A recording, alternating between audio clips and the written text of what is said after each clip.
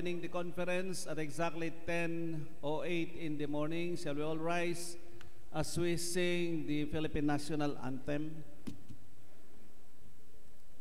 Sa iyo aking gable. Okay.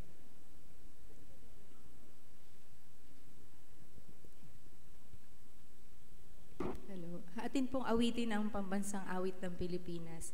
Bayang magiliw, handa awit. Bayang magiliw, perdas ng silanganan, alab ng puso, sa dibdib mo'y buhay. Lupang hinirang, duyan ka na magiting, sa manlulupig. Di ka pa sisiil sa dagat at bundok, sa simoy at sa langit mong bughaw. May nilagang tula at awit sa paglayang minamahal. Ang kislap ng watawat mo'y tagumpay na nagniningning. Ang bituin at araw na kailan pa may magdidilim. Lupa ng araw ng walhating pagsinta, buhay langit sa piling mo. Aming ligaya ng pagmay mga api, ang mamatay ng dahil sa iyo. Manatili tayo nakatindig, tayo manalangin. Panginoon, kami po'y lumalapit upang magpasalamat na sa umagang ito ay opisyal naming pasisimulan ang sesyon ng komperensya ng Philippines Annual Conference. Nagpapasalamat kami sa buhay ng iyong iglesia na sa isang taong nagdaan ay patuloy mo kaming pinangunahan, pinagpala at naging mabungang aming paglilingkod. Kaya nga sa umagang ito, sa aming pagsasama-sama, taglay namin ang kagalakan, ang pagpapasalamat, ang muling pagtatalaga ng buhay upang sa aming mga pag-uusap ay makita namin ang iyong kalooban at magawa namin ang ayon sa iyong inaasahan. Patnubayan mo kami, ang iyong banal na Espiritu, ang siyang maging gabay namin sa kabuuan ng komperensyang ito. Bayan mo ang iyong pag-ibig, ang pagkakaisa, ang siyang mangibabaw sa lahat ng aming pag-uusapan, sapagkat ito hindi para sa amin, kundi para sa iyo at para sa iyong kaharian dito sa lupa. Ito po ang aming kahilingan sa pangalan ng aming Panginoong Hesus. Amen. You may be seated.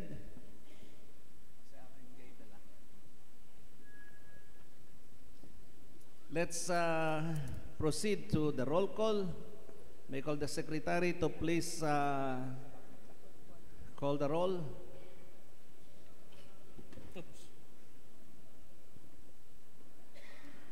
Bishop, para po mapabilis yung roll call, I would like to make some proposals, if that is, if I'm in order.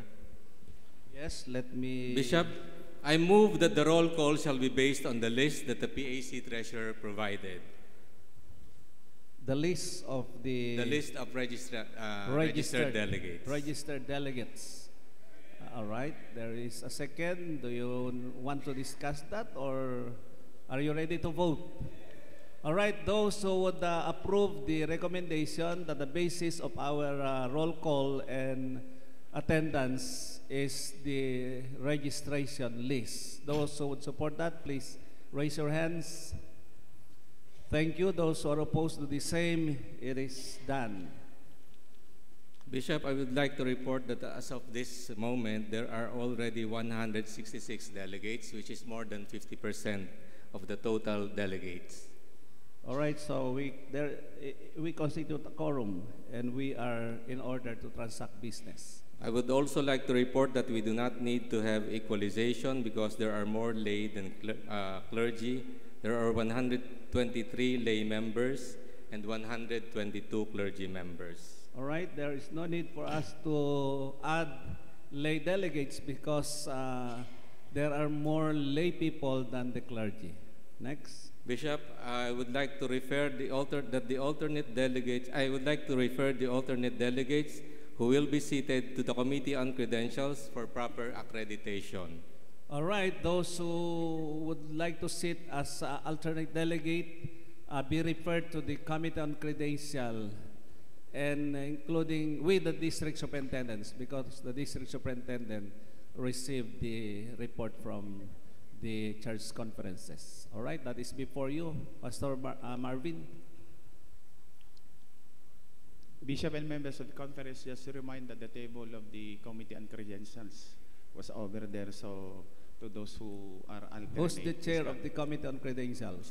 I am the present chair, Bishop. All right, so please report to the chair. Doon po, Bishop. And they have the table, not only the chair, but the table at Yes, the back. Bishop. Thank you, Bishop. All right. Yes, Mr. Sammy Santos, the longtime chair of the Committee on Credential. Good morning, Bishop. I just want to know where and when the membership of credentials organized. Because as far as I remember, hindi pa ho sila nagmi-meeting. I cannot understand why there was already a chairman. Well, Because I was the chairman before. They're supposed to call me. all right. I cannot understand that. That's what I want to. I have nothing against the Dr. Lois, no. Inaanak ko sa kasal yan eh. Pero let's make it in the right procedure. Nawala ako, hindi ko alam. Let me... Gusto ko lang malaman kung kailan ba nagpulong itong committee in credentials. Kailan nagpulong yan? Kapatid, he's a member of the committee and he's asking if when did you meet officially? Yes. Tinanong ko yan nung nakaraang nung nasagaytay tayo. Nakita ko po yan, doon pala nakapost. Yeah. Mr. Chair, Pastor Marvin, can you answer the question? Lumabas na yata si Pastor Marvin. Nagtrabaho na. All right. Can you just join the committee and you raise your question?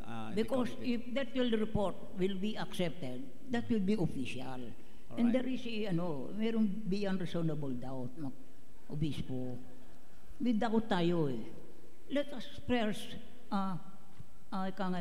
classify or perfect. Sige po, sige. I understand. I-perfect natin yan. Kasi nung nakaraang taon po, tinatanong ko, nag-meeting na ba? Nagmamadali tayo lahat, nag-uwian na. Nakita lang po ang convener, and that is Dr. Luis. Yeah. The convener is not automatically a chairperson. Sige po, sige. There must be an election. Ganun lang po. I just want to put this in minutes, in our minutes. There is a query from the past chair of the Committee on Credential. Pastor Marvin, would you like to respond to that? Bishop and members of this conference, as far as I know, it is the nomination committee who are fully in charge of appointing all the committee chairs when they convene at Tagaytay UMC. And I was advised that I am the chair, so that's the only information that I had, Bishop. Thank you. All right, so that's the response. Sige po, sige. I'm very sorry. Will you accept that explanation? Sinabi lang sa kanya, you are the convener, automatically, siya na chairman. Ganun ba ang pamamaraan natin, mahal na obispo? I have nothing against, inaanak ko nga yan. I just want to make everything in order. Let me cite the journal in 107.075. Do you have your journal? Hindi pa po dumadating, Bishop. Oh my gosh. Na-traffic daw po yata siya. So, that's a problem. But in my journal, Parating na raw po. in Action 107.075, elected Marvin Luis, chairperson, to compose, and other members to compose the Committee on Credentials. So it is in your action that you approve him as your the chair of the Credentials Committee. Yes, Dr. Menry? I think it's already multi-academic, Bishop. So what Reverend Marvin should do is to call for a meeting to process certain procedures on how to go about this credential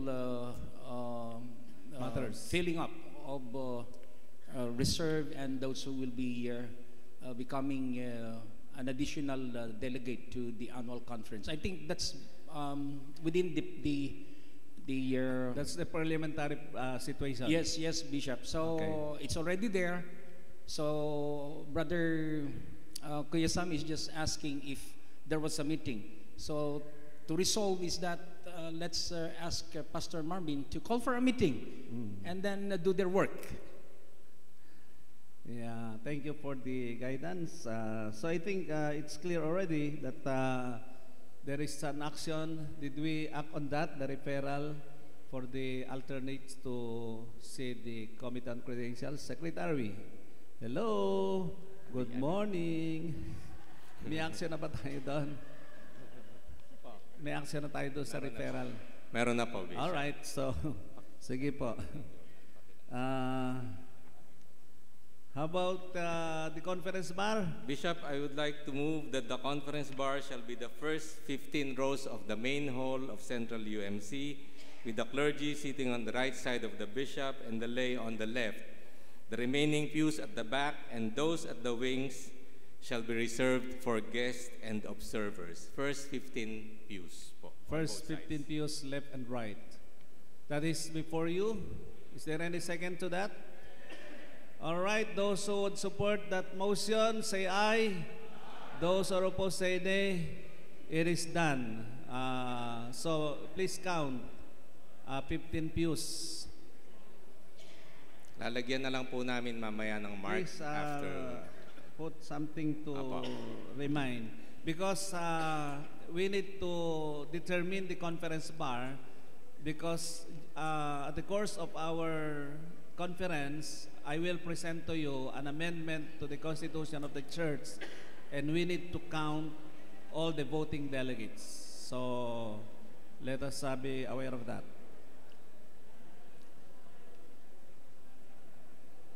Sige po. Ibig sabihin, yung mga pastor po dito sa gawing kanan ko, yung mga lay ay dito sa left side, yung mga visitors pwede po dito sa left and right wings or kaya at the back. You can choose kung saan po kayo komportable at kung saan kayo makakapakinig na mabuti. I would suggest that you fill up the vacancies in front because I cannot recognize you anymore at the back. Ang tanging nakikita ko lang ay mga magaganda niyong muka pero hindi ko ma-recognize kung kayo anino o physical present. Sige.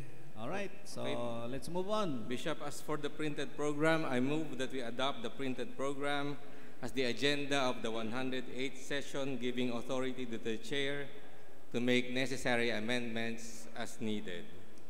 All right, the motion is before you to adopt the printed. Do you have the copy of this printed program? Oh, hindi ko pa kayo ina-authorize i-distribute yan eh. Nasa business pa tayo. Please hold the distribution hold until po. please hold the distribution until we dispose with the agenda.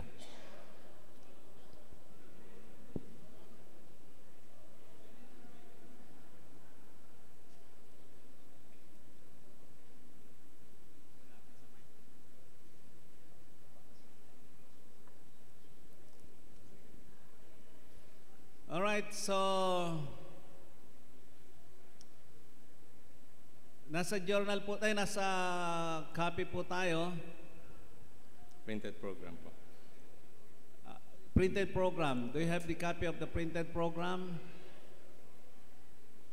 All right, you please look at the program and then the motion is before you to adopt this, and if there is any change necessary, then you allow the chair to do it. Yes, Dr. Menry?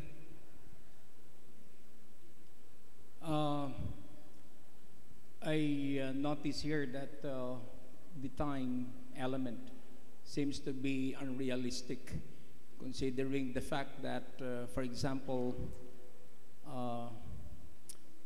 we have several reports coined in just about 1 hour. So I don't know what would be the remedy for that. But nonetheless, Bishop, I would like to propose an amendment to that. It could be a friendly amendment that we adopt the printed agenda and the program subject to changes anytime, so that we can adjust anytime. As need arises. As need arises. Thank you, Bishop. That's in order. So the motion is before you to adopt the printed program, and if there are some adjustments necessary, then you allow the chair to do that. All right, so that will not be tied up with what is printed. The rationale behind this program is we did not put in details ano yung mga dapat mag-report, so we are free to adjust. Are you ready to vote on that? Lahat po na sumasang-ayon na ating adapt ang printed program at yung pagbabago ay paubayan nyo po sa chair. Lahat ng sangayon, please, taas ang kamay. Salamat po, yung total ganun din. Amen. Bishop, yung pong next item, I think apologies are in order. Ngayon lang po dumating kasi yung journal because nagkaroon po ng problema yung first printer, and mabuti na lang po na nandiyan si Kuya Belty. He saved the day actually. Kaya, all right, do you have any motion to that effect? Yes, Dr. Menry. Let the members of the conference do that. I move that the printed journal of the 2017 session shall be the official journal of the Philippines Annual Conference meeting today.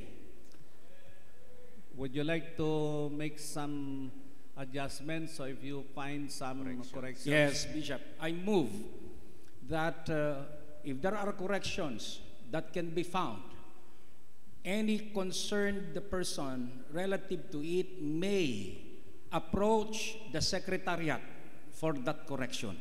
And that be included. And to be included in our minutes. All right, that's before you. Yes, Dr. Managelod. Mr. Chair, just for clarification, we don't have yet a copy of the journal, so how could we now accept as our mode of I would like that the distribution shall be done before we will deal with the motion of Dr. Mendillo. Yes, I'm now authorizing you to distribute the journal. Para po magkaroon kayo ng kopya, but be sure na nagbayad kayo para dyan, ha? hanggang lang doon sa first 15 views po. Hanggang first 15 lang. At mabasa nyo po, kahit yung cover man lang, yung laman ay madali naman basahin. Last night ay may ID lang po ang bibigyan. Nakikiusap po tayo na please, if you are official delegate, please wear your ID so that you will be identified. Kasi I was once a pastor of this church, and it's important for us to be recognized. Because alam niyo po, sitwasyon dito, maraming nakikiupo pero hindi naman hindi natin kilala. That's the reality here. So it's better for us to wear our ID, especially when you enter the rooms, the office. So that's important, mga kapatid. Sige po, hindi naman natin pwedeng basahin ganyan. Ano ba gusto nyo? Let's decide now on the motion. And you read it during your free time, and then if there is any correction, you report to the Secretariat. Are you ready to that? To move, to act on that? O gusto nyo munang magbasa? Time is of the essence. Let me test the conference. Yes, Pastor Marvin? In that essence, Bishop, I move that your recommendation be adopted. All right, so the calling for the previous question. All right, those who would approve the journal, this journal as our official document for 107th regular session, and if there is any correction, be included. Those who would approve that, say aye. Those who are opposed, say nay. It is approved. And the last item, Bishop, is we would like to refer the nomination of the members of the Committee on Referrals, the Committee on Nominations. Nakalimutan po nila last year. Ni-review ko po yung yung journal, mga kapatid. Wala po tayong Committee on Referrals. Dalawa yung nakita ko eh. And then Committee on Courtesy. So I'm referring that to the Committee on Nominations. Those who would refer that to the Committee on Nominations, say aye. Those who are opposed, say nay. It is referred. So two committees. One is the Committee on Referrals, and the other one is Committee on Courtesy. Baka yung Committee on Courtesy, sige, let's, Pastor, do you have any motion to that? In the past, Bishop, we do create the Committee on Courtesies simply because we're doing our conference in Tagaytay Mission Camp. But since we are here now at this very church, I think it's always a tradition, customary, that the host church would become responsible for creating the Committee on Courtesies. All right, so if that's part of your tradition, we can adapt that. So the official Committee on Courtesies composed of the workers of Central United Methodist Church, chaired by the admin pastor. All right? Sige po. So yung Committee on Nominations, please review the officials, the officers of the conference. I believe there are some officers who graduated this year, so you need to fill the vacancies. And please check. I was not able to look at it last night. Please check the membership. There are two things. One, chairmanship should only be one, and the membership is only up to 3. So if you see members of the conference having more than 3, please ask them and let them choose their first preference on that 3 allowed membership. Sige po mga kapatid, let's move on. Since we are on the since we are following the agenda, the next item then is the Episcopal address, laity address, and young people's address. Are the young people ready for the Episcopal, for the young people's address? Pastor Marvin. Bishop and members of the conference, just to acknowledge those who submitted their names in replacement of the principal delegate, I would like to acknowledge them so that they make a seat officially to represent their church. Danny Carabago of Central UMC, first alternate. She is replacing Attorney Oscar Ferrer, the principal delegate. Another is Marcela Centorias of Parola UMC, first alternate, replacing Rebi Resurrection, the principal delegate, and Judy Kitlong of Central UMC as additional delegate of lay. All right. That's it, Bishop. Sige po, those are the names read to us. If you approve them, they will sit on behalf of the principal delegate. Yes, Attorney Carlos? Please, reporter, please submit to the secretariat. So if is Good if morning, it is fellow delegates. Dali po, Attorney. Kung mari po yung mga reports, especially may mga pangalan, isubmit nyo po sa secretariat so that mai-plus man lamang kung wala kayong written copy. Na po. So we can decide intelligently. Attorney, yes. Yeah, good morning, Mr. Chair and everybody. This is just a matter on the preparation of the journal, Mr. Chair. Sige po. I move that the Secretariat should be given at the latest 3 months to prepare the journal before the annual session. Why? Obvious reasons, so that we have the time to study, to read it. So, again, this is a motion, Mr. Chair. I move that the Secretariat be given or be required or be requested perhaps to prepare and submit the final copy of the journal at the latest, siguro mga 3 months or before the annual session. Yes. Let me ask a question. Don't we have any action before in relation to the printing of the journal? Wala pa ba tayong action dyan na ang journal ay dapat ma-release? Yes. As far as I know, you have already actions to that effect. I think, Bishop, there was.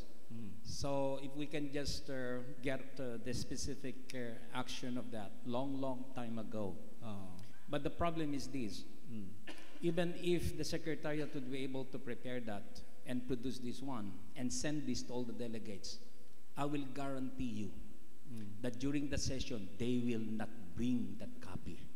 It has been a practice, Bishop. I think even before Daryl, they have done that. But the problem is this.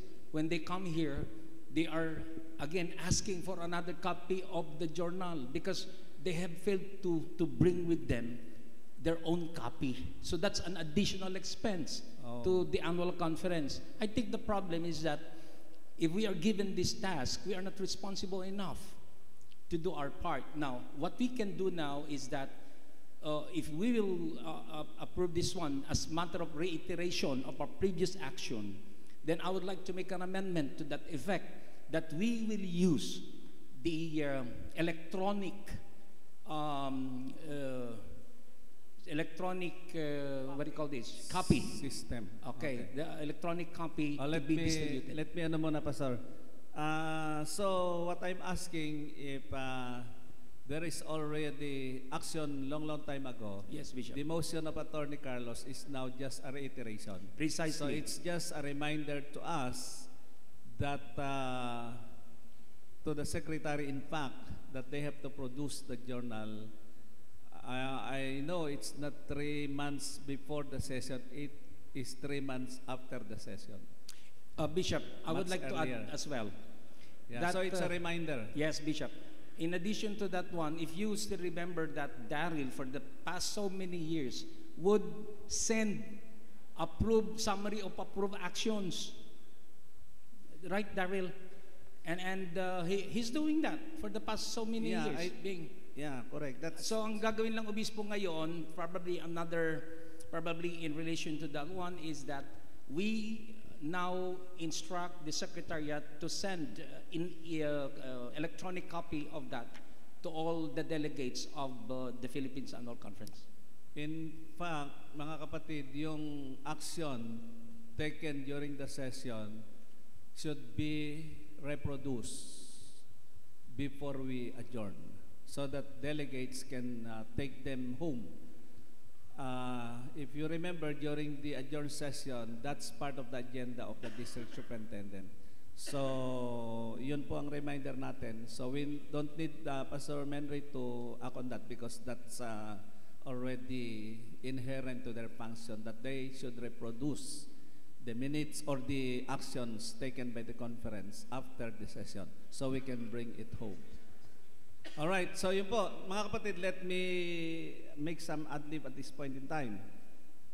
Yung pinag-uusapan natin, napakahalaga po sapagkat we are trying to make some innovations and moving forward to a Christian conferencing, which is efficient conferencing.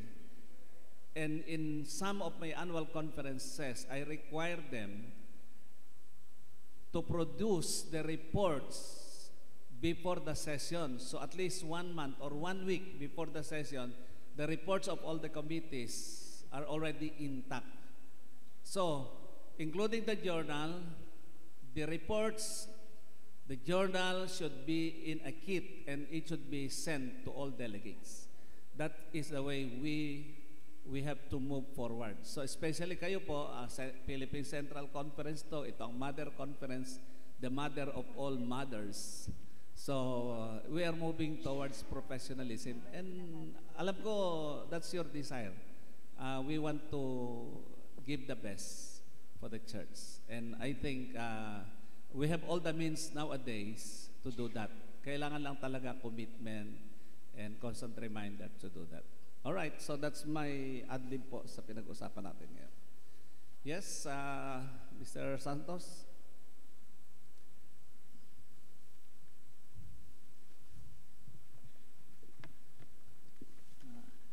Good morning, Bishop.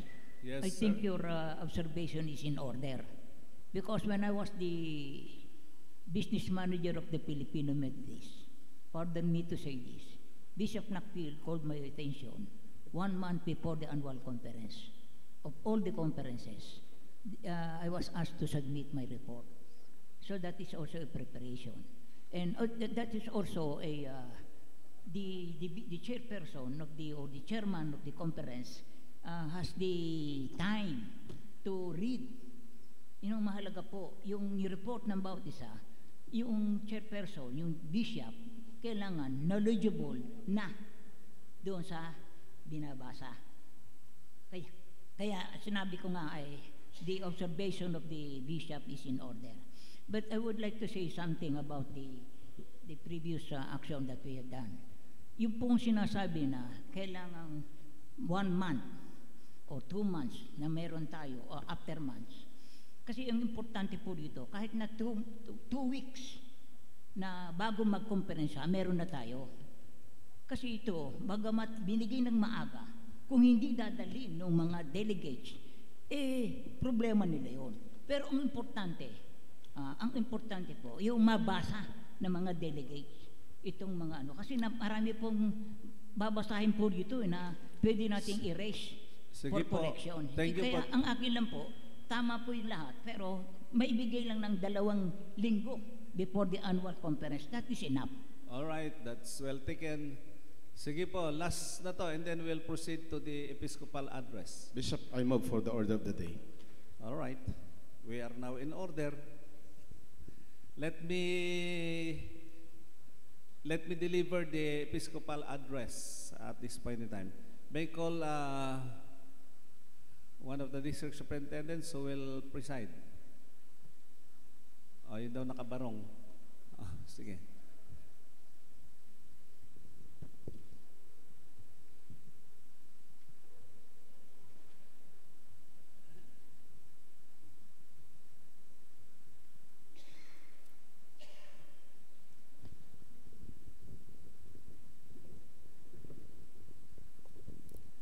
Good morning po. Pakinggan po natin ang Episcopal address ng ating minamahal na obispo.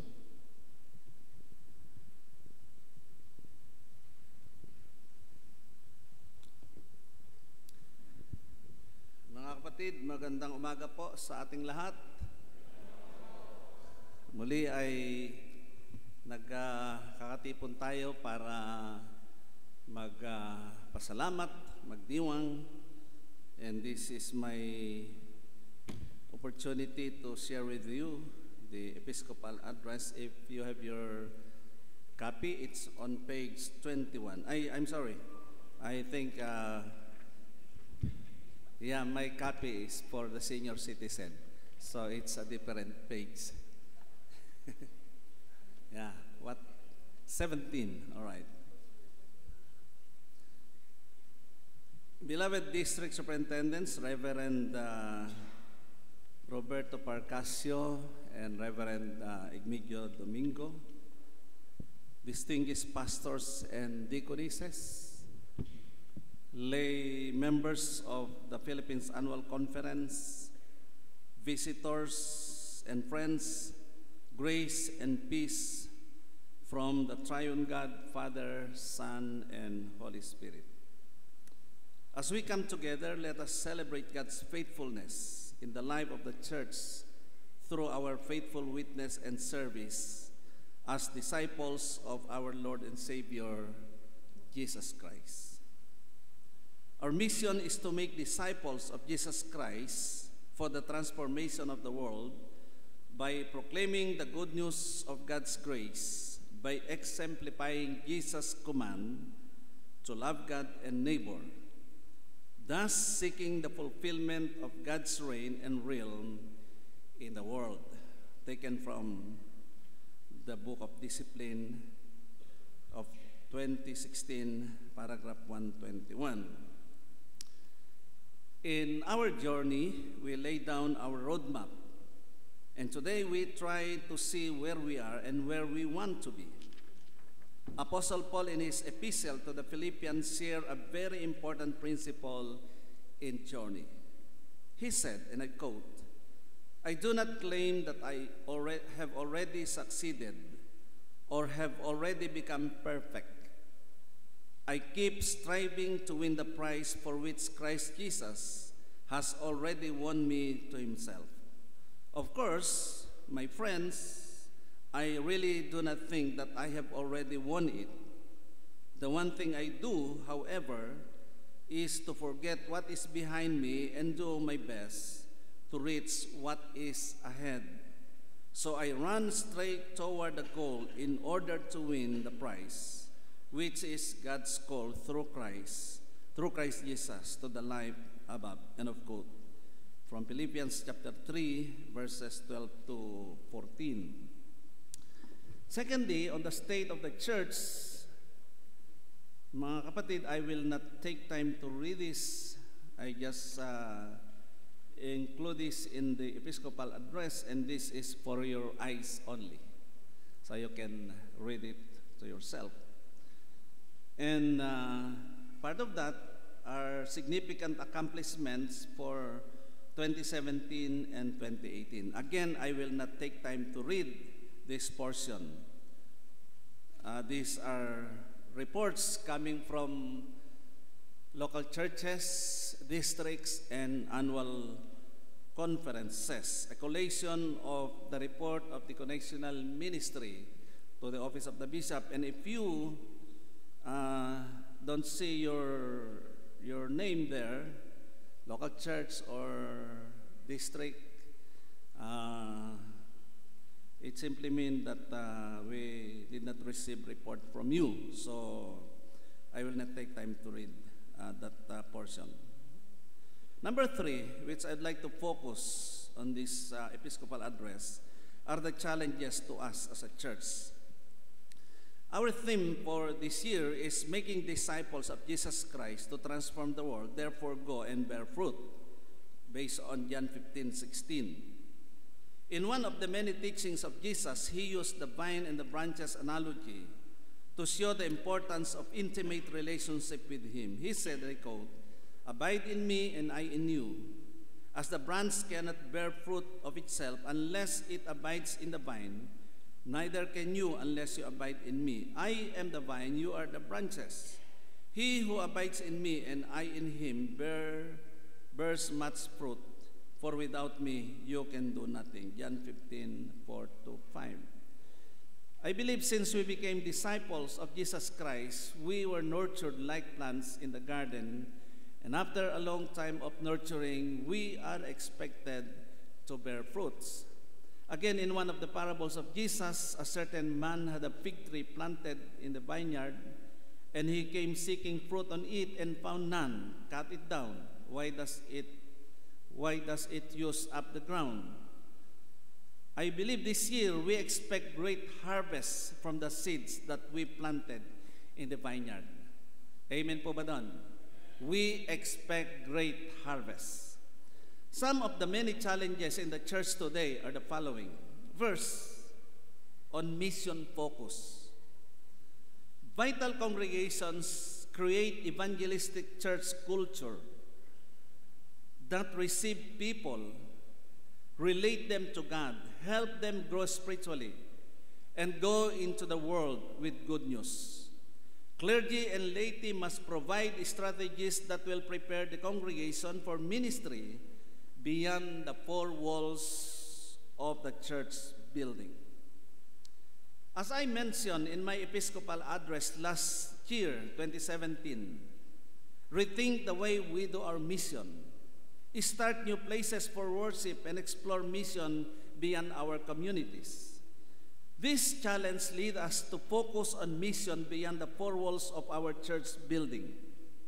Because parochial mentality should be transformed in order to be a mission-oriented faith community.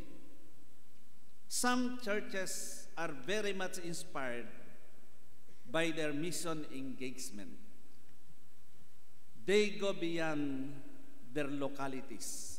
Hence, the more they became vibrant and fruitful. Friends, I believe this is the core of our existence as a church. We are called for a mission, and our mission is the mission of our Lord Jesus Christ. The theme is make disciples of Jesus Christ for the transformation of the world. Hence, Jesus said, go and make disciples. We don't need to stay put where we are. We have to go. We have to go out. And we have to transform the church, the parochial mentality of churches, to be a mission-oriented churches. And I have seen local churches who are very much engaged in mission. They are vibrant congregations. They are alive and they are producing. Other local churches, on the other hand, are faithful to tradition and find it difficult to adapt to change, and will likely realize one day that they are no longer relevant to our time. Adapt to change, because change is inevitable, and when you adapt to change, the more you will become vibrant. And if you keep only where you are now, treasure so much where you are now, tomorrow is different. So that is a challenge. In this regard, I call the attention of all local churches, big or small, to focus on mission. The church exists because of the mission of our Lord Jesus Christ. Mission is the lifeblood of the church, not just an activity, but a lifestyle. Mga kapatid, I cannot help but to reflect back on the history of our church. Think of Cavite. Many years ago, in Cavite, there were only 2 local churches, I believe. But now, how many churches do we have? Mga kapatid, those are products of missions. And churches here in Metro Manila went to that place as far as Visayas, as far as Mindoro, as far as Palawan, Batangas, and even up to Bicol. Do you know that? The first Naga UMC is a product of PAC. It was a product of a couple named Simplicio Santos. They were fishermen who went to Bicol out of their livelihood. But Sunday came looking for a church, and there was no Methodist church. So the couple gathered together, prayed together, and on the following day, they looked for people around them, and they began a Bible study. And now, it is part of history. I know that, mga kapatid, because Bicol was once part of my Episcopal area. I want the church to reclaim that spirit. Last week, I was in Bulacan. I held the conference in Bulacan, and I reminded my kababayan, the history of our church in Bulacan. And the success of Bulacan is because churches has that spirit of mission. Go to Pampanga. Alam niyo, mga kapatid, ngayon ang Pampanga isa sa very inspiring annual conference. When I came, they have only 2 districts, and they proposed for a 3rd district, and they voted it down. But last year, they decided to have not only 3 districts, but 4. Ayaw nila ng 3, ngayon ay 4. At tingnan nyo yung budget nila. Tingnan niyo yung kanilang attendance sa mga gathering. At tingnan nyo, taon-taon ay nanganganak ang Pampanga because they reclaim the spirit of mission. I think it is high time for us today that as an annual conference, as a church, let's go back. That is our DNA. Going out for mission. Now, for local missions, it is interesting. Because when I was here, kailan ba ko dito sa Manila? Nung bagong salta ako sa Manila. Siguro 8 to 10 years ago. And I remember that we created that time, Kuya Gam, ikaw ay buhay pa, at ikaw ang natatandaan kong inassign doon ng PAC, that we created a task force on Batangas mission. Of course, I was out for ilang taon, wala ako dito. I don't know what happened to Batangas. And supposedly, on that period, 10 years ago, Batangas by this time should be a regular district. So I instructed the 2 district superintendents to please give time to Batangas. Because I believe Batangas is a place where mission is very fertile. And the leadership of the church should be seen there. And Methodist churches should be felt.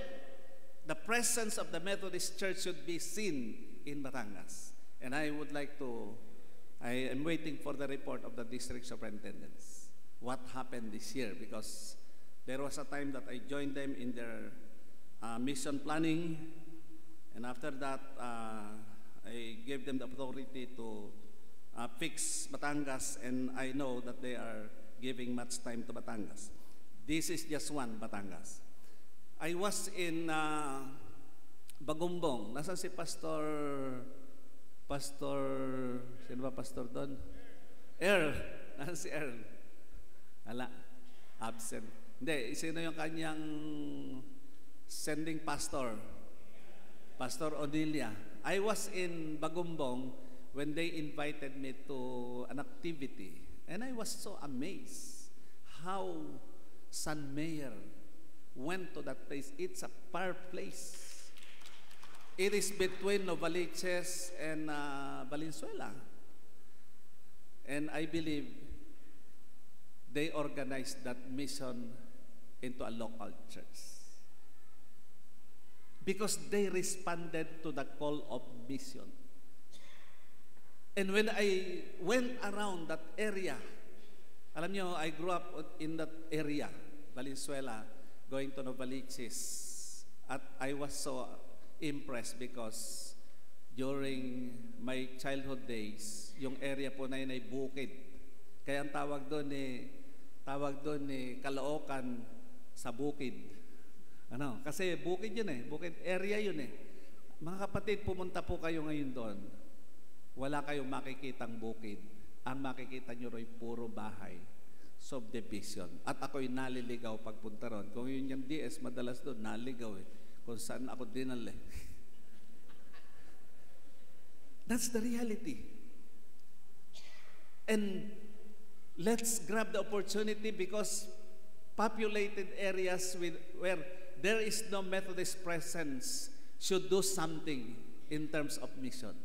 I can imagine if PAC, QC PACE, and Bulacan will work collaboratively to start mission in that area. I can see a new district will be born on that area. What we need to do is for us to reclaim and to focus on mission. Yun ang nakikita ko dito sa ating paligid, mga kapatid. So, I'm just throwing this to you. I hope that you will do something about it so that the Methodist Church will expand where there is no presence in the area. Yung San Jose del Monte, ako'y taga Bulacan eh. Kaya familiar ako diyan eh. Alam niyo yung Puno UMC, nagkaroon sila ng misyon sa San Jose del Monte at nagtayo sila ng isang church building, hindi pa organized, pero napakaganda nung church na ginawa. And then when I was invited, nagkaroon ng groundbreaking, and then last March I was invited to inaugurate the church, the building, the commercial building. It is just a mission outreach. Pero mind you, napakaganda ng support ng Puno. So they requested me for a pastor, and I appointed a pastor from Bulacan to do the mission in San Jose del Monte. Also in Angat. Kaya sabi ko sa mga taga Bulacan, tutulog-tulog kayo, gumising kayo. Kasi yung Angat, alam niyo kung sino nagsimula pa ng mission doon sa isang lugar doon? Good Samaritan. Meron silang mission doon. So they requested me again for a pastor. And I assigned Pastor Sarangaya. Si Pastor Sarangaya sa Good Sam. Pero nanghingi ng mission worker, I assigned a mission worker from Bulacan, but that's part of Quezon City. Yun po yung reality. Now, the challenge is this. Let's go out. Don't confine yourself where you are now. We have to go. Because mission is waiting for us, and we have to respond to that. Part of mission is foreign mission. I think this is the best place for me to discuss this. I mentioned this to other annual conferences, but this is the right time and right place for me to expand on this. Yung ating foreign mission, if you will take note of the list, there are 17 in the list.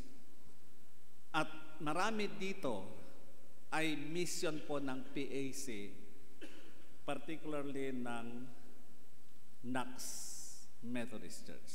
Pwede bang patayuin ko yung mga nasa overseas na naririto ngayon? Qatar. Yan po, Qatar.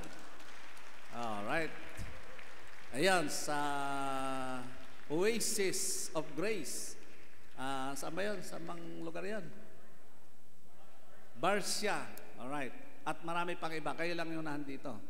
Ayun, si Pastor Letana. Napuntahan ko po sila, yung dalawang yan. Kayo lang naririto. Kayo lang kasi may pamasahe. Mga kapatid, it is very inspirational. Alam niyo po, nung anniversary nila, nung first time na pumunta ko, nandun si Thomas Kemper. Alam niyo kung sino si Thomas Kemper? Siya po yung General Secretary ng Global Ministry, GBGM. Is Paul Kong here? Yeah. Paul Kong is a staff of GBGM based in South Korea. Palakpakan naman natin si Paul Kong. And let me announce to you that last night during our clergy session, we accepted him as full member of Philippines Annual Conference. And he will be ordained a deacon of the Philippines Annual Conference. So we have a great and strong tie with GBGM. Now, when we were in Dubai during their anniversary, Thomas Kemper was with us. Alam nyo, after that visit with, nasan si Monsignor Rico. Ayun. Tingnan niyo na po si Pastor Rico ngayon na matagal. Dahil ilang araw lang, titignan niyo siya, hindi niyo na siya makikita. Secret po yun. You know, Thomas Kemper was with us, and after that visit, he wrote an article in the magazine of GBGM, and he was very amazed how the Filipinos conduct mission in an Islamic community. And he was asking, how can you do that? How do you do that?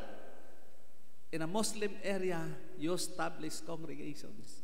And I told him, that is our secret. That is our secret. Filipinos, sabi ko sa kanya, sa kanila, before the Philippines is a receiving missionary end, but now the Philippines is a sending missionary. We are now at the point when we are sending our people to the mission. So let's maximize this, mga kapatid, not only local but foreign mission. Number two, on Vision Fund. Alam niyo, kung meron pong struggle when we put up mission, it's none other than support. I experienced that when I was in Mindanao. I can easily open up mission in Visayas, but after you open a mission work, what will happen? When you assign a pastor, is there a support? If none, it's hard. But here in Manila, or in Philippines Annual Conference, I think we have all the resources. Local churches can support mission beyond your boundaries. So I suggest that local churches allot mission fund. In this proposal, only 5%, but it's very limited. But my point is that we have to put up a mission fund so that if we want to assign pastors or missionary in a pioneering work, we can provide the resources and we will have a budget to support that worker. Local churches who are capable of supporting mission initiatives, and this is the practice here in Metro Manila. I know you are supporting local churches in some remote areas like Mindoro, Palawan, Quezon, and other places. So we continue to encourage you to support those mission work. And we encourage also pledgers for mission support. And of course, we can also tap the resources from the general church through the GBGM. And we have some missionaries, we have some pastors receiving support from the GBGM as missionaries of the church. And number 3, on support of church workers. We have to continue working on the standardization of salary and, if possible, centralize the support of our church workers. I am thankful and glad that in other annual conferences, they made a thorough study on this, and in some districts, they are now using that scheme of centralization. In Bulacan, we have pioneered that, and we centralize the support. Of course, it's not yet on the annual conference, but my request is to make that on the annual conference level. Because the problem is when you centralize the support of pastors and deaconesses in the district level, when the pastor or the deaconess is transferred to other district, there is a problem. So let's try to make it on the annual conference level. Kayang-kaya po ng PAC yun, I tell you. So we will be able to resolve some issues on appointment. And on the clergy and deaconess development, again, I am encouraging you to recruit potential workers for the ordained ministry and deaconess service. Yesterday, during our clergy session, I was expecting to receive new pastors, but so far, wala pa. I hope that there are some recruits. And even in the deaconesses, napapansin ko ngayon, mabagal ang ating recruitment sa mga diakonisa. Kuminsan nakakaran yung isang taon, walang nagdiakonisa, kuminsan walang nagpapastor. pagka ganon, what will happen in the future? Of course, there are some issues. Maybe because of support to deaconesses. And I observed that sometimes the church is not fair because the church always think of the pastors and fail to see the plight of deaconesses. So when you look at the salary, the support, the pastor is very high, the deaconess is not even at the median. That is a reflection how we treat our pastors. Alam nyo, yung Pampanga, I'm sorry to mention this because I want you to see the reality. In Pampanga, there are 67 deaconesses. Alam nyo, itong last conference ko, nag-present sila ng bagong recruit. Ilan yung kanilang na-recruit? 8. Another 8. At alam nyo yung kanilang recruit, hindi po dahil walang mapuntahan, kundi yung recruit nila ay mga top of the class. Hindi lang marurunong, magaganda pa. Potential pastor's wife yung mga yun. Totoo yun. I was so blessed. Kasi, imagine 68 na deaconesses yung regular, tapos meron pang 8. Sa akin, ang reflection ko doon, hindi sila nahihirapang mag-recruit. Bakit? The question is why. I cannot help but to go back on my experience that during the time of Ate Presi, nandito ba si Ate Presi? Yung mga diakonisa ay nakatira sa bahay ng miyembro yan. At sigurado, pagka natirang ka ng diakonisa sa inyo, hindi mangyayari na walang magdiakonisa sa pamilya na yan. Di ba? Na-influensya ng diakonisa, kaya yung nagdiakonisa. I think we have to think about this so that makapag-recruit tayo ng mga potensyal at makakatulong sa misyon ng iglesia. And I would like to call the attention of local churches. Don't hesitate to ask for deaconesses in your church. Even without kindergarten. Sometimes, ang plight natin, pag walang kindergarten, hindi tayo kumukuha ng diakonisa. Bakit? Wala daw papasweldo. That is a wrong understanding of mission. Alam nyo, kapag ang local church may diakonisa, ang ministry to children and youth, napaka-powerful. I have seen that in local churches. Ako, aminado ako, siguro yung mga pastor, kamukha ko din, hindi namin kayang gawin to the max yung children's ministry. Yung mga kabataan pwede pa dahil feeling young pa naman kami at mukhang bata.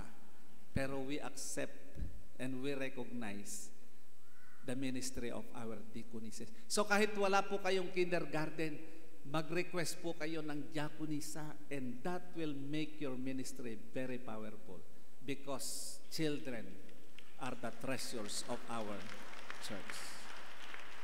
At kapag naman nag-request kayo, bigyan nyo naman ng magandang suporta. Di ba? Huwag nyo naman pababayaan. Kung minsan sabi nila, mabuti pa pastor Kaya yung iba, magpapastor na ako, sabi nila. Yung mga diakonisa, maraming nagdiakonisa na nagpapastor. Merong isang diakonisa sa Bulacan, nagbibiro sa akin, sabi niya, magpapastor na lang ako. Sabi ko, bakit? Para mapahinga naman ako ng konti. Alam ko, joke lamang yun. Pero, ganon natin mahalin yung mga diakonisa because they are asset of our church. So, that's part, on the part of our deaconesses and clergy. So again, let me reiterate for the continuing education of our church workers. Pastors, it is an appeal. Please continue to excel. Continue to upgrade. Because our church people expect us that they will learn and they will get something when we preach from the pulpit. Continue to excel and grow in your profession as pastors. Let us continue to raise scholarship for the development of our church workers. And let us strengthen the mentoring program of the ordained ministry and deaconess ministry. I've seen that. Pastors and deaconesses need some mentoring because we have to accept the fact that we don't know everything and we have to learn from our day-to-day experience. And then last, establish support group for the clergy and deaconess through Board of Ordained Ministry and Committee on Deaconess Service. What I'm thinking now is that the annual conference through the Board of Ordained Ministry should establish an institutional program to address the needs of our pastors. Alam nyo, nasabi ko na last year to, and I would like to repeat this once again. Ako'y nalulungkot kapag kami mga pastor o diakonisa na magagaling, isang araw nagpaalam. At ang dahilan ng kanilang pagpapaalam, hindi sila makakope up sa demand. Kapag dumaraan sa mabigat na problema, walang matakbuhan, walang makinig. At ang iglesia lokal, napakataas ng demand at hindi rin sila maintindihan. Parang kung minsan, ang iniisip natin, yung pastor ay anghel na wala siyang karapatang dumaan sa problema. And during such struggle in the journey, we need to provide something for them to reflect and to regain their calling. I wish we'll have a center, perhaps pastoral center for the clergy and deaconesses, where they can spend 3 days, 2 days to have that moment of reflection and regain their commitment in their journey. I want the Board of Ordained Ministry to help me think about that. Ano ang programang pwede natin gawin para yung mga kasama natin na malapit nang mahulog sa bangin, masave natin at ma-strengthen natin sila. That is in my heart. I want you to see that. Ganon din po, for the laity development, we always give premium on the development of our lay people because we know and we believe that ministry is partnership between the lay and the clergy. And I hope that through the Board of the Laity, our programs on development of our lay people shall be strengthened. And lay people should also be engaged in mission. There should be mission immersion. Pastors, please engage your lay people in mission. Provide them experiences how to do mission in partnership with the lay people. Number 6, on socio-political challenges. I did not elaborate on this, but I want you to continue to reflect on the challenges before us on the socio-political aspect of life. There are so many challenges nowadays. During our conversation with the Council of Bishops, one bishop from the migration desk approached us, and he asked the bishop from the Philippine Central Conference how they can help us because they believe that human trafficking is obvious in the Philippines. So sabi niya sa amin, what are your programs and how can we help you? So we submitted some of our programs on human trafficking and hoping that we can present a proposal so that issue on human trafficking in the Middle East or elsewhere can be addressed and be supported by the General Church. The issue on forced migration, this is also very common. When we talk of forced migration, we think of other countries. But here, even in the Philippines, we are experiencing this. Alam niyo po, in Bulacan, yung Manila Bay from Bulacan, Ubando, Pampanga, up to Bataan, napakalaking airport pala itatayo dyan. Yung Aeropolis na tinatawag. At napakarami pong fly-isdaan ang nabili ng San Miguel Corporation. at napakaraming puno ng bakawan. Tayo ng tanim.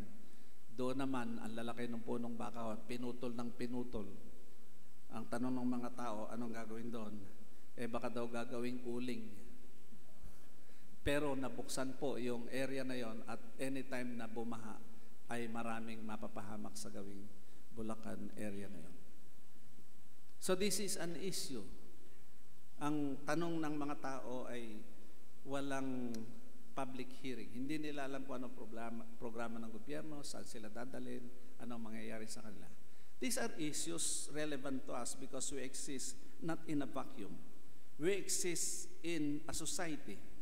And part of the society, let us engage ourselves in addressing the issues of our time because we are all affected by these issues. And number 7, and this is the last, on the future of the United Methodist Church.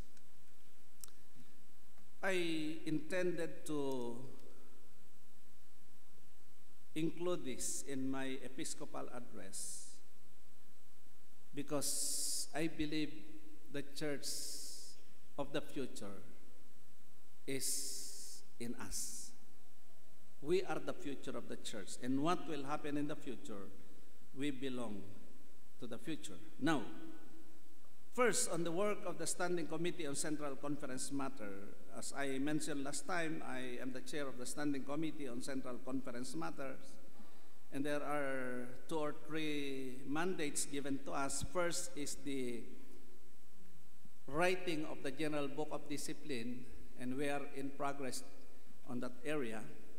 And in writing the General Book of Discipline, we are identifying the adaptable and non-adaptable portion of the current Book of Discipline. Ang ibig pong sabihin nun, there are portions of the Book of Discipline na hindi natin pwedeng alisin. But there are portions in the Book of Discipline na pwedeng hindi natin i-adapt. Ganun lang kasimple yun. And we are writing on that. And on the chapter 7 of the new Book of Discipline, ilalagay po namin doon kung ano yung non-adaptable.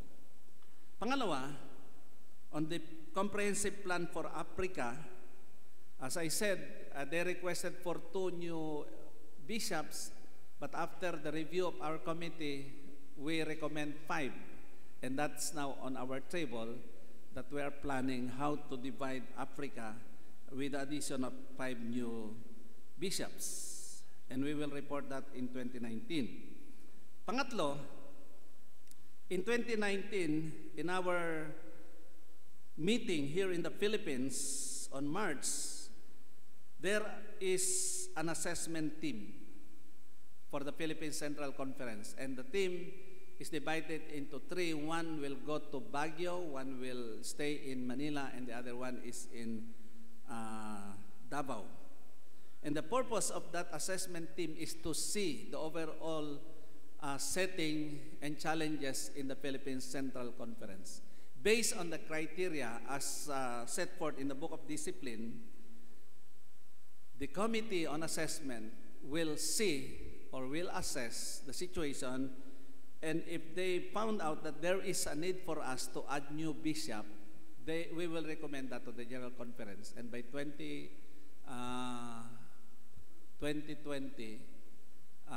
that will be approved, and then by 2024, that is implementable. I'm sharing this because it is important for us to prepare the necessary data in relation to our statistics. Membership shall be reviewed by the committee. So, make the right and accurate statistics.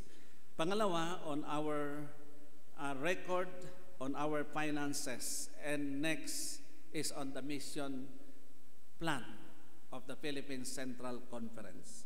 What is our plan, and what do we want to achieve in the future as far as mission is concerned?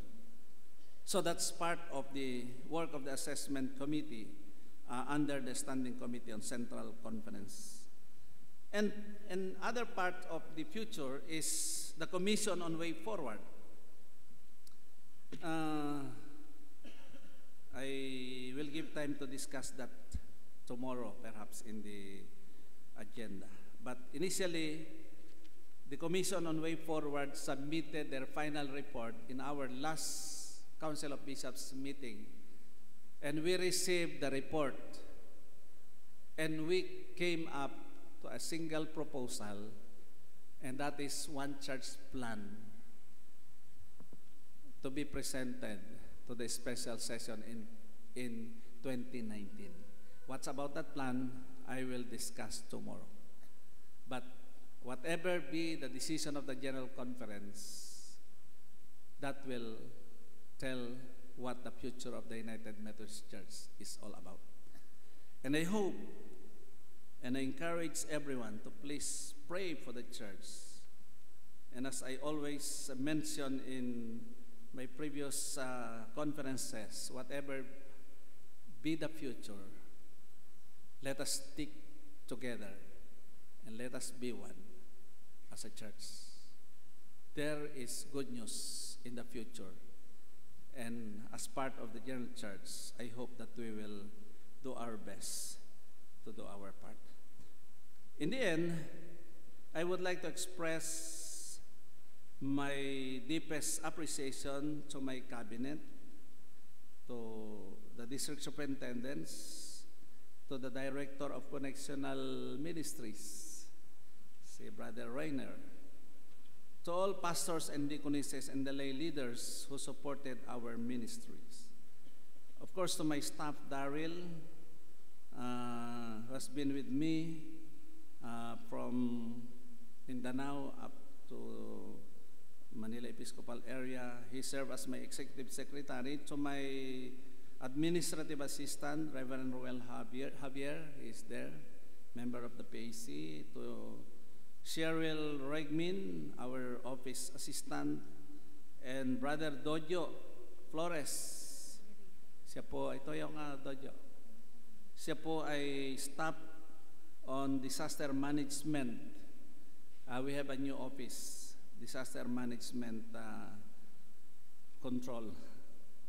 Siya po yung head noon. And then Josephine Cedilio, our finance officer, and my pilot, Alvin Azi. Of course, my family, my 3 children, 3 in-laws, 3 grandchildren, but only 1 wife. Nasa asawa ngayon. Who celebrated her 63rd birthday last Friday. Happy birthday. For their unwavering support to my Episcopal leadership, and of course, above all, to God, who has been very faithful, and His promises are forever true in all the challenges that I went through. Friends, as we move forward, let us strive to strengthen our unity in the Spirit through the band of peace. Let's focus on mission and let be our priority over other things. For Jesus said, "Remain in me, and I will remain in you." A branch can produce fruit by itself, but must remain in the vine. Likewise, you can produce fruit unless you remain in me. I am the vine, you are the branches. If you remain in me, and I in you, then you will produce much fruit. Without me, you can do anything. If you don't remain in me, you will be like a branch that is thrown out and dries up. Those branches are gathered up, thrown into a fire, and burned. If you remain in me and my words remain in you, ask for whatever you want, and it will be done for you. My Father is glorified when you produce much fruit, and in this way prove that you are my disciples. Friends, therefore go and bear fruits. To God be the glory. Your Bishop. Salamat po. Narinig po natin ang address ng ating minamahal na obispo. Ano ang nais ninyong gawin natin sa address, Bishop Robert? So, Mr. Chair, our bishop for a while, I move that we accept the Episcopal address of our bishop with thanksgiving and great appreciation. Okay. Mayroon bang nais na the address of the bishop is undebatable, so as a conference, what we are going to do is to refer, if we have a committee on referrals. Anybody? Dr. Mindirio?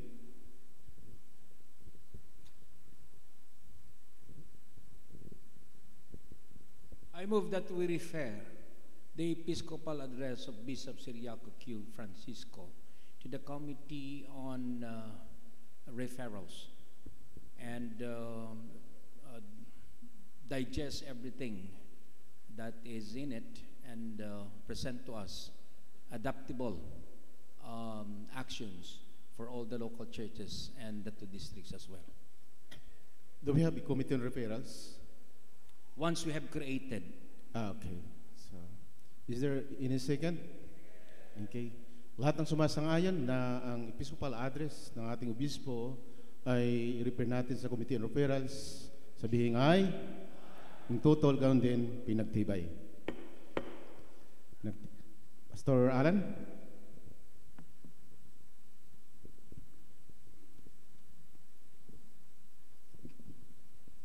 Napakaganda po na mapakinggan po natin sa ating pong minamahal na obispo, yun pong sinasabi po niya na Methodist presence po sa iba't ibang mga dako.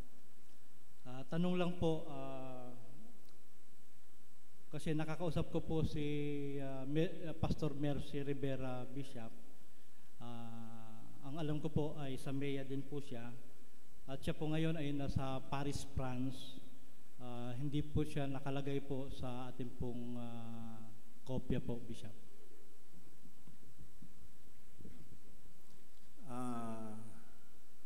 Saan ba siyang komperensya? QC Pace o dito? QC Pace yata, no?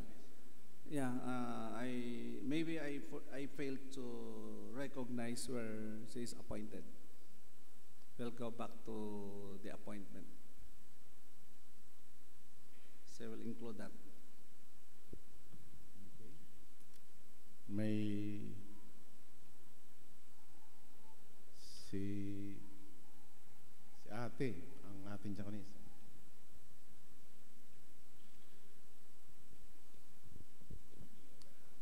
Magandang umaga po, Bishop, at sa delegate po na annual conference. Labis po ang aming kagalakan, o ako po ang aking kagalakan, dahil damandam ako po yung pagiging ama ng ating episcopal area po, ang ating obispo. Nang banggitin niya po yung kahalagahan ng pagsuporta sa mga workers, at lalo na nung nadama ko po yung sa mga diakonisa. Yung pong support and development po ng mga diakonisa. At yung pong nakalagay dito po na I encourage local churches to provide housing for deaconesses. Appreciate po namin ito kasi po mostly po ay quarters po ang pinoprovide sa mga deaconesses at para pong yung mga may asawa na pong diakonisa ay talaga pong lagi kaming napopwesto sa maliit na quarters. Kaya po maraming salamat po. At yung recruitment po ng deaconesses, napakalaking bagay po at pagmumulat, pagpapaalala po sa ating kumperensya yon dahil sa kasalukuyan po nais po namin ipabatid sa inyo na iisa po ang ating student deaconess sa Haris at talaga yung iba pang mga kababaihan instead po na magdiakonisa ay pansinin po natin nagpapastor na po ngayon. Pero nais po namin i-inform sa inyo na ang mga diakonisa po ay hindi lamang po mga babae. Meron po tayong tinatawag na home missionary. Lalaki. Meron po tayong 2 diakonisang lalaki from Davao. Ang tawag po sa mga lalaki na nagdiakonisa ay home missionary. Kaya po, in-encourage din po namin kayo na mag-recruit din po ng mga kalalakihan para maging diakonisa. Tinatawag nating home missionary. Ang dami-dami na pong pastor na nagdiakonisang kababaihan, pero wala po tayong lalaking nagdiakonisa. So hinahamon po namin ang komperensya, ating mga iglesia, sa recruitment po ng deaconess. At tulungan niyo po na pag nag-recruit po ay bukod sa panalangin, kailangan po yung financial support para po makatapos. At yung pong yung recruitment po, kasi po pansinin po natin na talagang mahina po tayo sa recruitment. Yung po sanang yung magagaling nating mga kabataan, lalo dito sa Manila area. Kasi nga ho, ang titindi ho ng nandito ho lahat yung mga courses na madali silang ma-encourage, ano ho. Pero yung mag-diaconisa, ang laki po ng battle dun eh. No ho, kung pipiliin nila yung mga courses na offer dito sa Manila, na talaga namang nandiyan naka-offer lahat, at yung pagiging diaconisa, parang hindi ho ka-level. At paano nga po yung sabi nga natin, mga local churches, pag nagtipid, huwag na munang kumuha ng diaconisa. So, napakaganda pong reminder ni Bishop sa atin yun, at malaking bagay po sa amin. Kaya nagpapasalamat po kami doon. Salamat po, Obispo. I think it's time for us to stop the discussion because it was already referred to the Committee on Referrals. So, I think our discussion, or if you have any input, doon na ninyo yan pag-uusayin sa the term used by Dr. Mindilio as substantial ideas or input or wisdom. Dahil it was already referred to the Committee on Referrals, so tanggapin na natin ang episcopal address ng ating obispo. Okay? May mga tanong? Yung nasa likod, si Brother Noel. Magandang umaga po, Mr. Chair, at sa mahal na obispo, kasamang kumperensya. Marami pong binanggit ang ating obispo na nagbigay sa atin ng challenges at mga magagamit natin sa paggawa ng ating programa na hindi po nakasulat doon sa ating report ng ating obispo. May posibilidad po ba na bukod doon sa mga nakasulat ay idagdag yung mga binigkas, mga adlib ni Bishop, no, sa ating printed journal for the Episcopal Address next year. Para po ito yung babalikan natin at pagbabasihan natin na parte pa rin ng report yung mga magagandang binigkas sa atin ng ating obispo kahit wala sa. May possibility po ba yon sa secretariat para Ako siguro sasagot doon. Hindi ko na yata kayang isulat yung nasabi ko eh. Unless na naka-record. Naka-record ba yan? Usapan natin ang secretariat na alalahanin. Okay, recorded po, recorded. Okay. Si Brother Sammy, si Pastor Nat. Kaya yung mga pastor, ang sinasabi ko isulat nyo yung sermon nyo. Kasi pagkatapos nyo mai-sermon, hindi nyo na kayang isulat yun. Mr. Chair, first of all, I would like to correct your, yung sinabi nyo kanina, I am not Mr. Sammy, I am Mr. Jaime. Yung pong Sammy po ay patay na po yun. Sorry po, si Kuya Jaime. Okay. Manig. Thank you very much, Mr. Chair, for the correction. I would like to offer an amendment, Bishop and Mr. Chair, regarding the motion of Pastor Mindilio a while ago, that the motion is to refer to the Committee on Referrals. I understand, Mr. Chair, that there was no committee on referrals yet. We have already. I would like to amend, giving a proviso that we will elect now the Committee on Referrals and other committees to involve in the very challenging Episcopal address of our Bishop, so that we can act immediately without delay. Thank you very much, Bishop. Okay. Excuse me, Kuya Jaime, if I remember right, recently we have organized Committee on Referrals. Let me, Mr. Chair, Yes, Bishop. Give the parliamentary situation. I referred that the creation of that committee to the Committee on Nomination, and we are waiting for their report. So once they report and we approve the report, then this motion will be channeled to them. Okay, thank you, Bishop. si Pastor Nat. Then last speaker, si Pastor Javier. Pastor of Dubai. Magandang araw po sa ating Islamic mula po sa ating pastor. obispo. Yeah. Saka sa buong kabuuan po ng komperensya. Maraming salamat po sa napakagandang report ng ating obispo at very encouraging, inspiring na maramdaman natin yung focus niya for mission. At isa sa mga nagkaroon lang ng mga insight doon sa UAE mission, yung isa sa mga rito yung top resources from the General Church to support our mission works.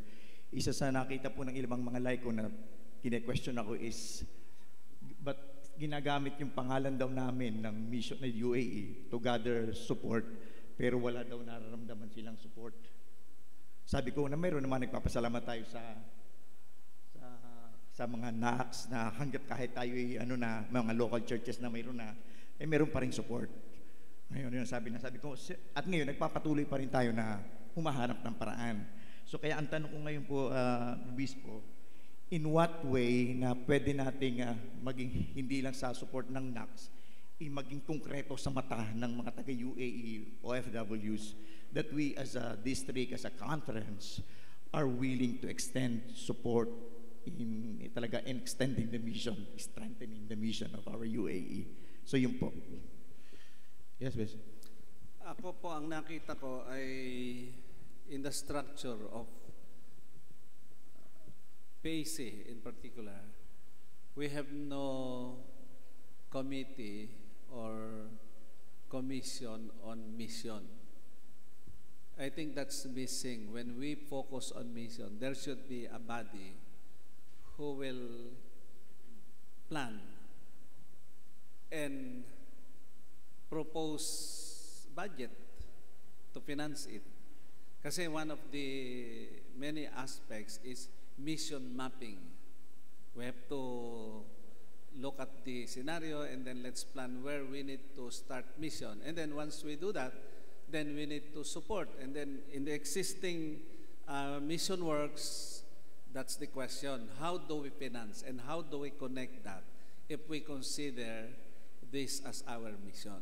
So if we will be able to create a committee on mission, then we can task them to make a study and present to us, including the support being asked by Pastor Nat. So that's, Mr. Chair, is the situation. Okay, thank you, Bishop. Ang ating last speakers, Pastor Javier. Good morning, everyone. Beloved Bishop. Mr. Chair, I respectfully move for the previous question. Okay. What is the previous question? Prepare. Okay. Okay, so the motion to refer to the Committee on Referrals was already approved if the Committee on Referrals will be created according to the Bishop, because the Committee on Referrals was not yet organized. So automatically, so referred back because the Bishop's Episcopal address, that is undebatable. The only thing that we are going to do as a conference is to repair those particular programs and address or plans of the Bishop to the conference. Okay, so handa na ba kayong umuto para tanggapin na natin ang Episcopal address ng ating obispo? Okay, lahat ng sumasangayon na tanggapin natin ng may pagpapasalamat ang ulat o ang Episcopal address ng ating obispo. Sabihin ay, yung tutol, ganun din, pinagtibay. Marami pong salamat, Bishop.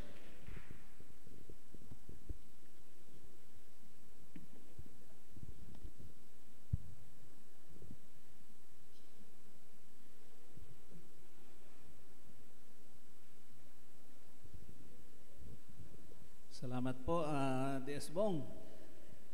Our time is 11:42. Can we still, yes, sige po, courtesy. Mga kapatid, meron po tayong mga bisita galing po sa ibang kabilang bayan. Sa ibang... Si Reverend Israel M. Painit, DS of Southeast District, East Mindanao, Philippines Annual Conference. Nandun po sila sa likod. Pwede pong pumanta po Lapit sa po kayo dito sa harap po. Para makita nila kung ano itsura ng taga Mindanao. Yan, ang poging DS ng... Yan po, kahit malamig, mainit. Si DS Painit. Gayon din po ang DS ng Laguna, Quezon District, STP PACE, Nazar M. Oliveros. Alright, DS Oliveros. Lagay sa harap. Reverend Alvin Barbero and Pastor. DS Fernando Jose R. Pace. Alright, halika dito, DS. Kasama po niya ang kanyang butihing asawa, Dr. Roda Jose. Alright, halika dito, DS. Dito po sa harap. Dr. Barbero. Katatapos niya lang nag-aaling sa siyap.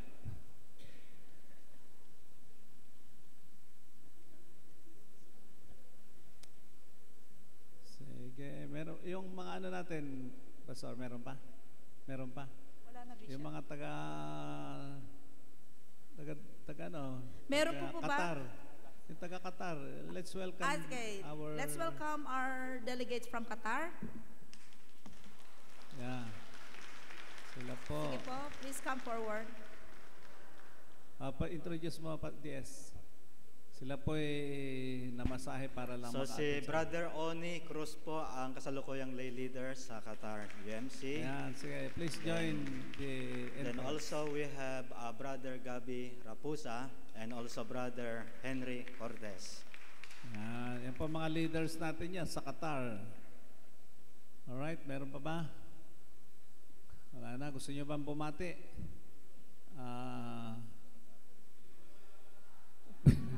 Pwede ba kayong kumanta? Sige. Huwag kayong mag-alala. Pakakainin namin kay tanghalian. Sige, sige. Meron pa ba dyan Yung pong bisita? aming mga bisitang dumarating ay meron kayong, siyempre kung bisita, meron kayong lugar po mamaya. Sundan niyo po ako at may masarap kayong makakain. Sa Fortune ba sila? Sa Fortune? Sige.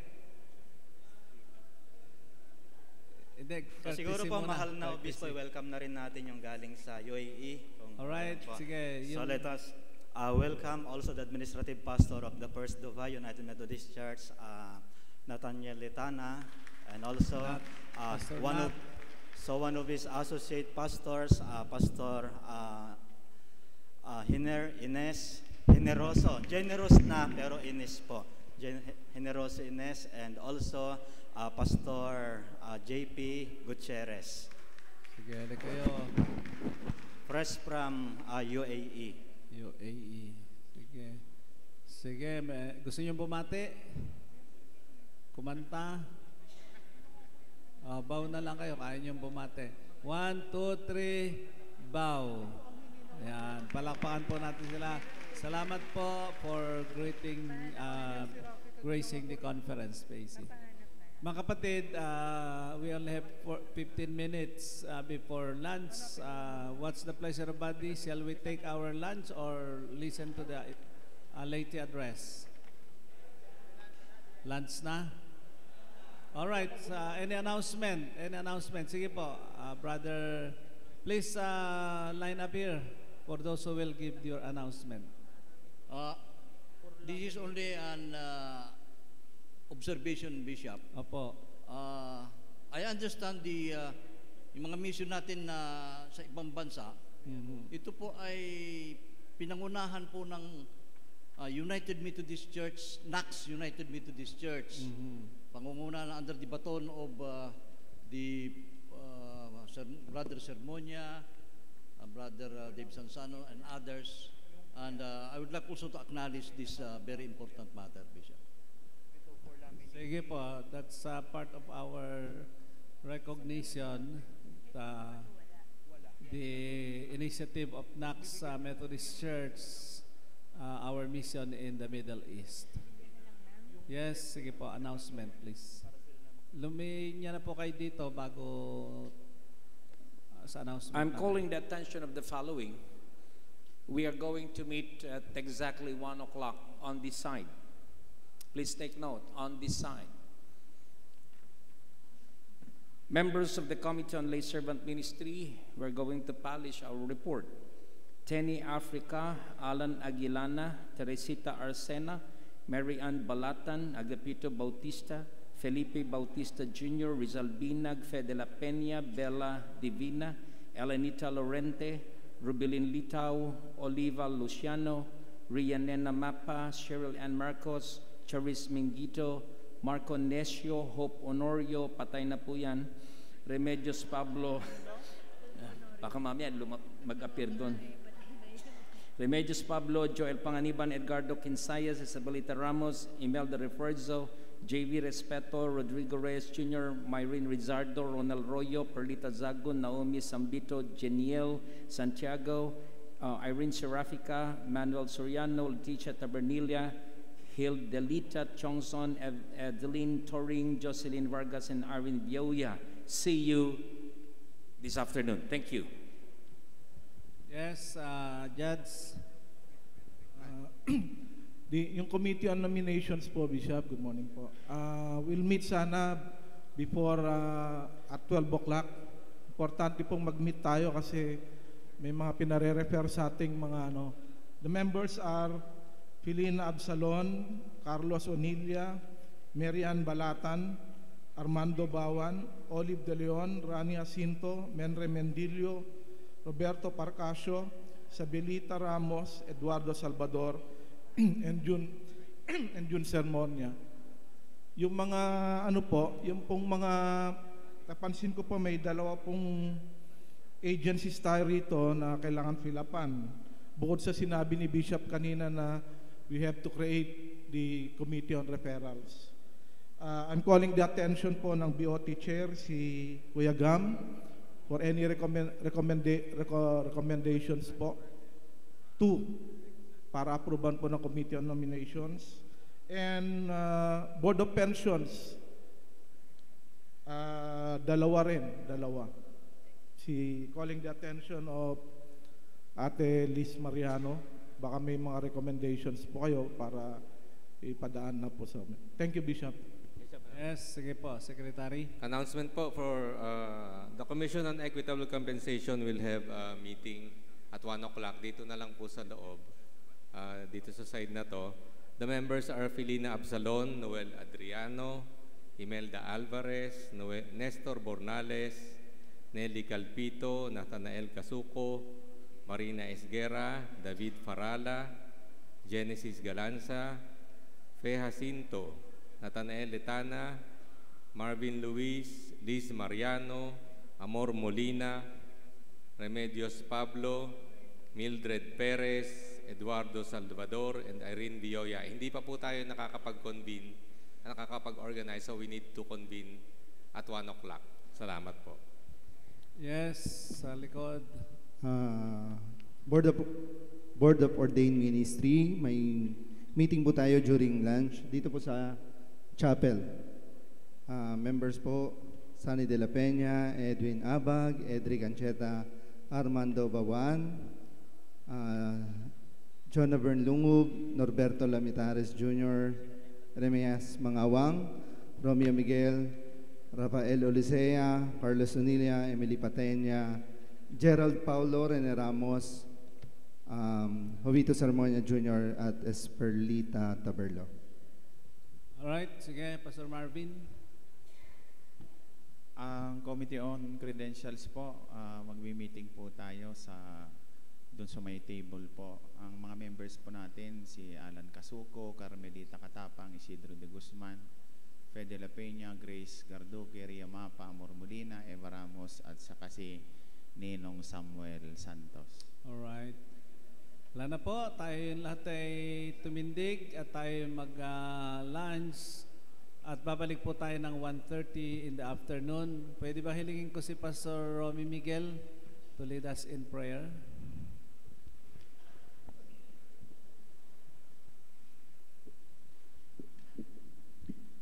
Diyos aming Ama, aming Panginoon, salamat po sa iyong patuloy na pag-iingat, pamatnubay sa bawat isa sa amin, na sa oras na ito, kami pansamantalang maghiwalay upang tangkapin namin, O Diyos, ang biyaya na inihanda para sa amin. Naway patuloy mong pagpalain ang bawat delegado sa pangunguna ng aming mahal na obispo. Sa pangalan ni Jesus, ito pong aming dalangin. Amen. Amen. Sige po, tayo po'y mag-lunch. Enjoy your lunch and come back at 1:30.